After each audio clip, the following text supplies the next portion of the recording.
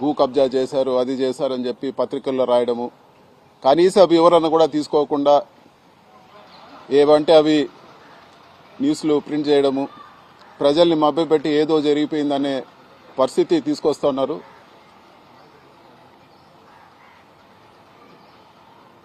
Mangalampeta village పరిధిలో పుంగనూరు కాన్స్టిట్యున్సీలో 2000 సంవత్సరంలో దాదాపు 75 ఎకరాలు మా కుటుంబ సభ్యుల పేరులో కొనడం జరిగింది.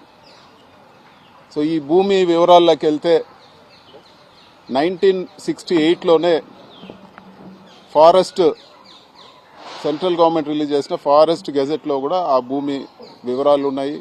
అది ఫారెస్ట్ ల్యాండ్ కాదని చెప్పి కూడా గెజెట్లో పబ్లిష్ చేయడం జరిగింది. అదేవిధంగా ఆ ల్యాండ్ ఓనర్స్కి వాళ్ళకి మళ్ళీ 1981లో revenue department director of land settlements దగ్గర వాళ్ళకే భూమి కేటాయిస్తూ ఇవ్వడం జరిగింది. ఈ 2 ఆర్డర్లు కూడా నేను మీడియా మిత్రులకి ఈ ప్రెస్ మీట్ అవగానే మీడియా మిత్రులతో కూడా నేను షేర్ చేసుకుంటాను. ఇంత క్లియర్గా ఉండే ల్యాండ్లో ఈరోజు కేవలం లేనిపోని ఆరోపణలు చేసి ఏదో జరిగిపోయిందనే భ్రమ పెడతా ఉన్నారు. అసలు ల్యాండ్ స్కామ్ అని మాట్లాడుతూ ఉన్నారు.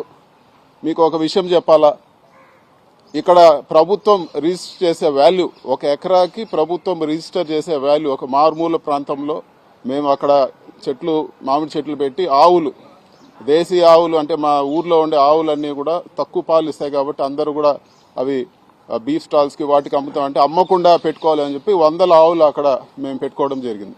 మామిడి చెట్లు ఒక రైతులుగా మేము పెట్టుకోవడం జరిగింది. ఈరోజు ప్రభుత్వ రిజిస్ట్రేషన్ వాల్యూ మీకు ఒకసారి చెప్తాను. 1 ఎకరా 4 లక్షలు, 70 ఎకరాల కంటే మీకు దాదాపు 3 కోట్లు లోపలే ఈరోజు వాల్యూ వచ్చే పరిస్థితి ఉంది. ఇంత తక్కువ వాల్యూ ఉండేదాన్ని 2000 సంవత్సరం నుంచి రికార్డులు తారుమారు చేసి ఇవన్నీ చేస్తారని చెప్పేదానికి కొంచెమన్నా ఆలోచించి ఆరోపణలు చేయాలని చెప్పి కూడా నేను తెలియజేస్తా ఉన్నాను. ల్యాండ్ విలువ అంతా కూడా 3 కోట్ల లోపల ఉంది. మేము మా ఊర్లో ప్రభుత్వ హాస్పిటల్కి ఫ్రీగా ఇచ్చిన ల్యాండ్ విలువ 15 కోట్లు.